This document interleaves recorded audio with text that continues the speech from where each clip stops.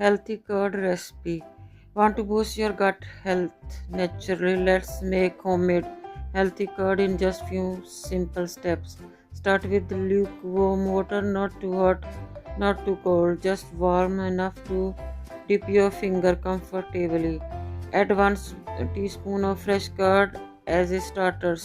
Stir well to mix it evenly. Now cover it and let it sit in a warm place for 6 to 8 hours or overnight.